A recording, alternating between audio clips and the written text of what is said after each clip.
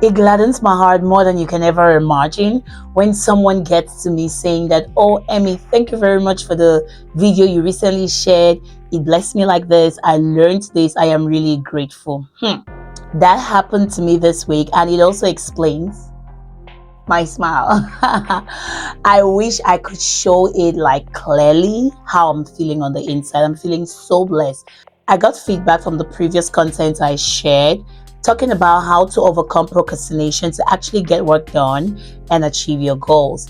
So this person said that the video helps them a lot. They learned a few tips, and they would also love that I share my tips on how I stay consistent. Like I always say, the viewer's choice is always my priority.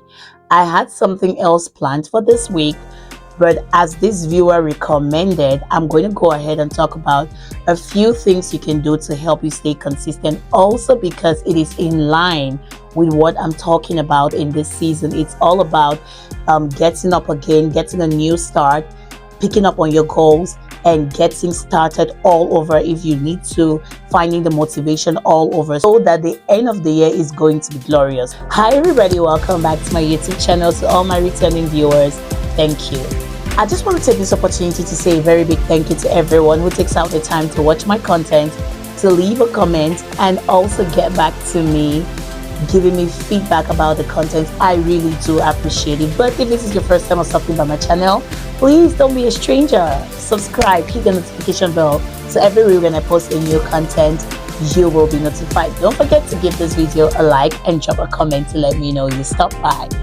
Like I earlier mentioned, today we're talking about how to stay consistent in order to achieve your goals. Now, let me start with a disclaimer. Consistency is not a personality, it is a skill. I've had people walk up to me and say, oh, Emmy, I love your personality, you're diligent, you're consistent. No, consistency is a skill, which means that it can be acquired. You can develop it, you can have it, you can become consistent if you want to, because if you work at it, you can acquire it. That's the first thing. Also, when it comes to achieving your goals, you would come to realize that consistency is a vital tool. It is often said that little drops of rain make a sea. That's so true. So when it comes to achieving your goals, it's not just about doing so many things all the time. Most often, the success with your goals will be attributed to doing something over and over, and before you know it, it has developed into a big sea. And the very little steps that you've been putting in, tomorrow becomes a big dream that you are achieving. And you wonder, like, how did I do this? How did I achieve this? When you look back, you realize that, oh, it's the little things that you were doing every day, consistently, over time, that built this skill, that developed you in this way, and you were able to actually achieve this.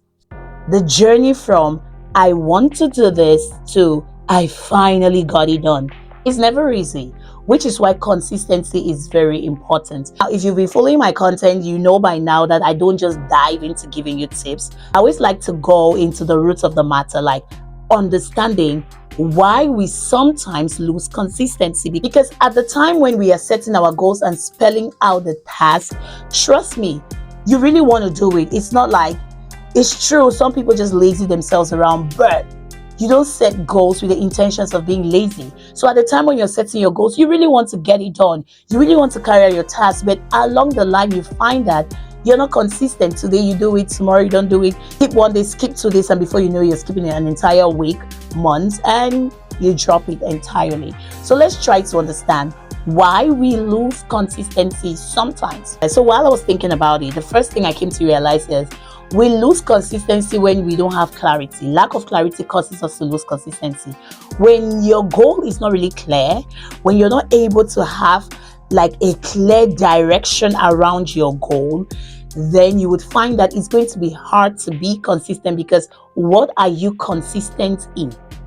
Having a clear vision, first of all, helps you to anticipate certain obstacles that might get in the way. So most often I find that we have clarity of the destination. We have a picture of where we are headed, the end point of where we are going to, but we don't have clarity of the pathway. We don't have clarity of the journey. Let's take an example. So I want to leave my house to church. These are some of the things that I will be thinking about.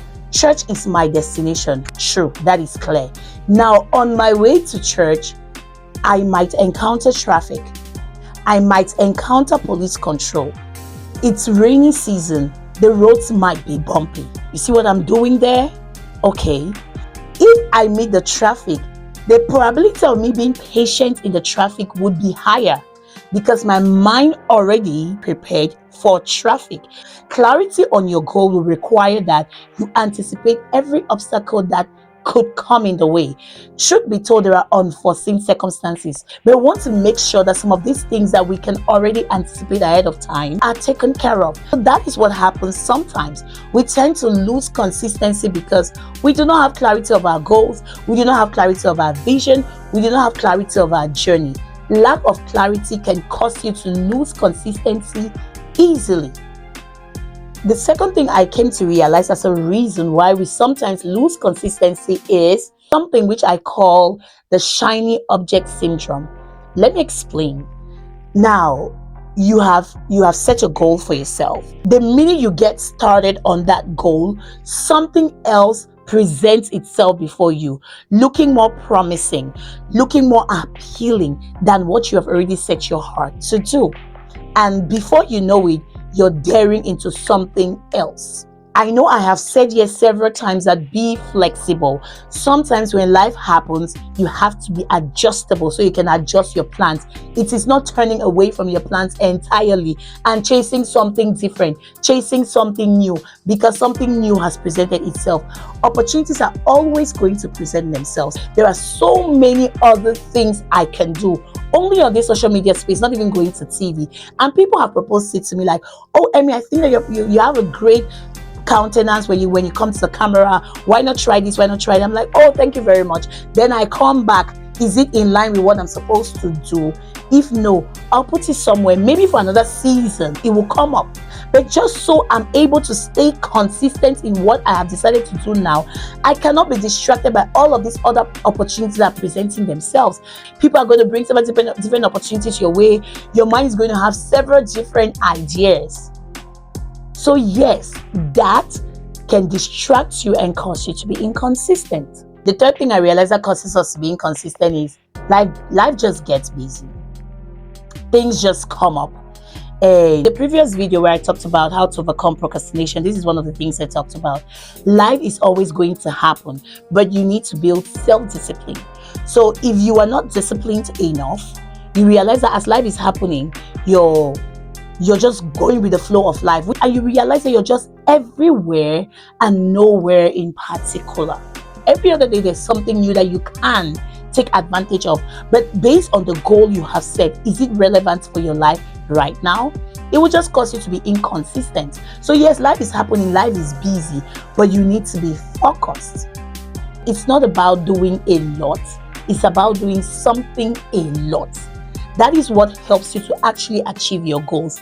When you're doing something a lot, I'm not saying that be idle. When life happens, don't adjust. No, I'm saying that as long as it is in line with where you're going today, you're sure that you've not gotten out of your path of consistency. Now we have identified the things that causes you to be inconsistent. I hope that moving forward you can pay attention to it.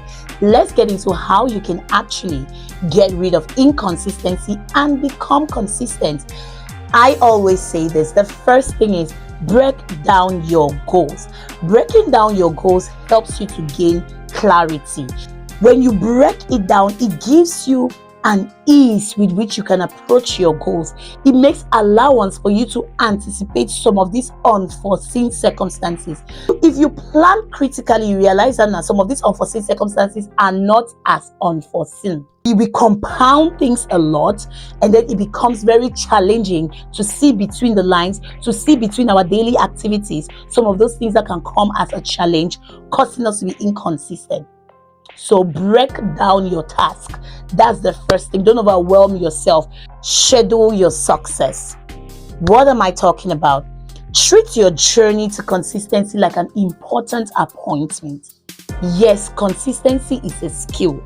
You can develop it, but it takes intentionality to be able to develop this skill. Now, this is what I do. There's this thing I learned a couple of months back from our intercessory leader in church. Now, I'm using it for every other aspect of my life. I set a health goal for myself. I was diagnosed with an autoimmune disease and I was told that it has no cure. The only way in which I can help myself to stay stronger and healthier is lifestyle switch. So I have to be intentional with fitness and eating healthy and all of that. I'm trying to build a lifestyle for myself whereby, without being told, my default mode will be to eat healthy. And in order to achieve that, I need to be consistent. I write down the goal. I have to exercise for at least 5 days a week, and for this number of hours. There are also certain exercises that I have to do. I need to walk. Walking is one of the things that I must do. Walking and swimming, and yes. So I write it down like that. I need to eat healthy. What does eating healthy look like for me? It sounds crazy, but that is how intentional I am with building these aspects of my life. I need to be consistent. If I achieve the goal for Monday, I write it down, I tick. I decided today for this period of time, I ate healthy. I had healthy breakfast, but by lunch, I did not eat healthy. Then I write down what caused me to not eat healthy by lunch.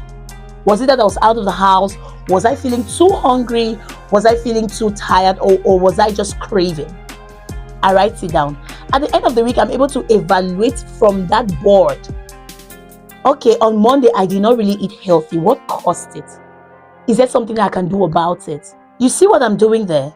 I'm treating my journey to being consistent with so much importance. It is that important because my health is that important. I have to be that intentional.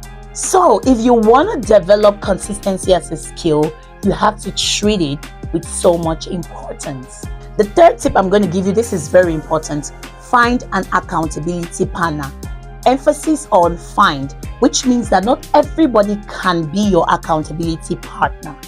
Now, when you're finding an accountability partner, these are some of the things that you should look for. Number one, do you see the person excelling in what you are looking for? For example, you want to build a skill of consistency. Your accountability partner should be someone who is consistent, who has a track record of being consistent, without which that person does not qualify. Secondly, are you capable of listening to that person? Can you give that person permission to actually call you out when you're falling back? I remember when I was doing my third year project in the School of Ministry, there was this week where I had to deliver the chapter 3 of my project. I took ill, my daughter took ill, and I was falling back on my deadline. I had to deliver the chapter 3 by Friday, and I had not done that. Sunday, my coach gets to me and she's like, "You haven't submitted your chapter 3. I'm like, "Oh, I've been sick." She's like, "Yeah, Ashia, I get it, but I need your chapter 3 by the end of today." And at some point, I'm like, "Are you just being unreasonable or what? I'm telling you, I've been sick. My daughter has been sick. When do you expect me to deliver?" She's like, "Ashia, that you've been sick, but I really need that chapter 3. Because according to our timeline, by next week, we need to be getting to chapter 4. Now, I was supposed to have gone through your chapter 3, giving you feedback so that you can make the necessary corrections and then get back to me. This is Sunday. You've not done that, which means we're already falling behind time. Can I please have the chapter 3 of your project today?" Oh my God. And I came back home. I did the chapter 3 and submitted.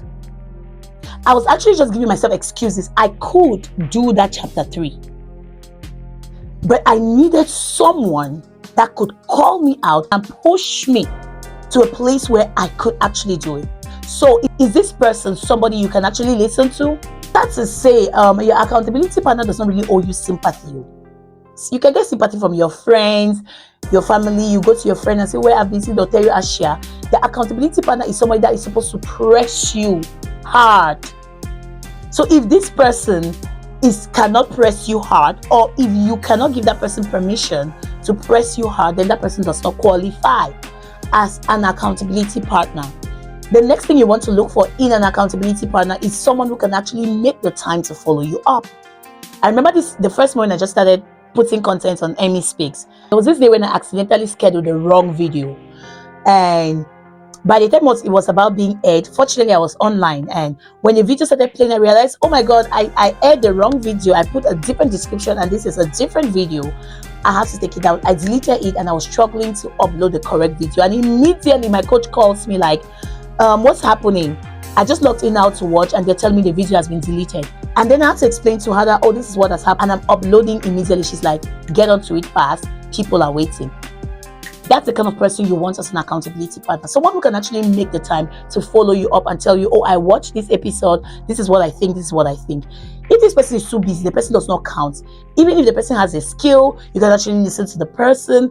If the person cannot make time for you, please, that is not an accountability partner. Okay, so follow these 3 tips. Find an accountability partner. It is very, very important that you have somebody you're accountable to, not just yourself, in this journey of becoming consistent. Last tip I'm going to give is, please, whatever you do, find a way to make your work enjoyable. Oh my God. For those of you who have worked with me, you know that if there's no fun in it, don't get me involved. Like, please avoid me. I'm going to find a way to make my work fun.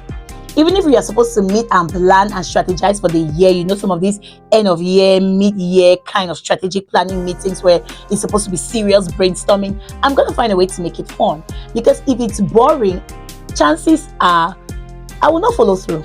Find a way to make your work fun. If you need some popcorn, pop it. If you need a glass of wine, pour it. Whatever you need to make your work fun, please do it, so that you can look forward to doing that work.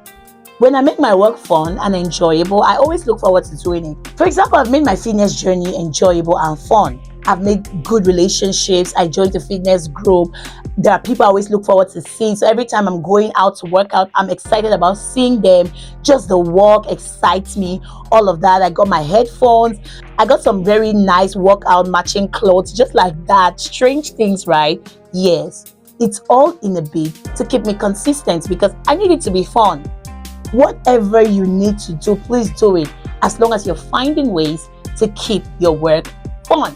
Because if it is fun, chances are you will always want to come back and do it. So those are the tips I have for you. I hope that it helps you to build your own journey. Yes, consistency is a journey. If you have other ways in which you help yourself to stay consistent, please, the comment section is open. Drop a comment and let me know. I also love to learn, you know. Thank you so much for watching. As I leave you, there are a few things I want you to remember. Consistency is a journey. And on that journey, there might be bumps along the way, but it doesn't mean you should give up. You can always get up, re-strategize, refocus, and start over. Most important, make sure that there is a little drop of rain that you're putting in order to arrive at that very big sea. Secondly, I'd like you to remember that consistency is not a personality, it's a skill, which means that you too can become consistent. If you are disciplined, if you are intentional enough, you can develop the skill of consistency. And finally, consistency is a very important key to unlocking your full potentials. Start today. Take small steps and watch your dreams come true. Thank you very much for watching. I look forward to seeing you on my next video. Please don't forget to give this video a thumbs up and also leave a comment. As I leave you, stay motivated, stay encouraged, stay hopeful, and keep pressing on those goals. Don't give up. Always remember, I am Emmy. When Emmy speaks, she speaks to the world. Are you listening? Bye.